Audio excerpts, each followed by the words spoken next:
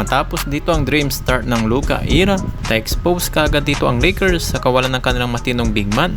Paano nga ba sila dito tinalo ng Utah Jazz? Tara ay ating itong pag-usapan. Sa unang first quarter dito ng Lakers ay maganda-ganda pa naman dito ang kanilang ipinapakita. Ay nagsimula naman ito sa katapusan na nga dito ng second quarter. Unti-unti naman na sila dito nakikitaan ng kanilang kahinaan. Inatake na sila dito ng Jazz ng lack of big man at small ball lineup ng Lakers sa loob. Dalawang easy alley-oop plays para kay Walker Kessler. Tapos naman dito ay since na-stack naman dito ang paint ng Lakers para maiwasan namang easy basket ng Jazz ng big man ay nalilibre na nga dito mga shooters ng Utah Jazz. At sa second half na nga nang tuluyan na nga ditong kumawala ang player ng mga Jazz. Ang point attack naman nila ay atakihin ang depensa dito ni Alex Len, ang bagong 7 foot na nga ng Lakers. Ilang beses talagang hinahanap ng Utah itong si Alex Len para i-isolate or targetin sa opensa. Wala na si Davis to protect the paint at di naman nila dito kilala na rin protector itong si Len. Kaya naman ay wala na nga sila ditong tako na sumalaksak dito sa loob. Mga simpleng drive and kick out lang ang mga ginagawa nila at mga walang komplikadong mga sistema. Mukhang pinag-aralan talaga ng Jazz itong kanilang gagawin. Kaya naman na hindi nila ito mapigilan. Ito na mismo ang weakness ng Lakers sa trade kay Davis at sa kansiladong trade na nga dito kay Mark Williams. Simple lang dito mga pre ay atakihin dito ang kanilang mga paint. Doon na kumuha ng mga easy 2 points kasi mga mismatch ito ng mga center ng LA. Then nung na-recognize na nga ng Lakers ang klaseng ganitong kahinaan nila pagdating na nga sa depensa ay unti-unti na nga sila tatambay dito sa loob para naman pigilan dito ang kanilang disadvantage. Kaya naman na once na kick out sa labas ang bola, mahihirapan na ang defensive rotations ng Lakers. Maraming offensive players ang malilibre at maraming magagandang scoring opportunities ang mag-generate. Kaya naman again ay tambak na nga dito ng Jazz ang Lakers.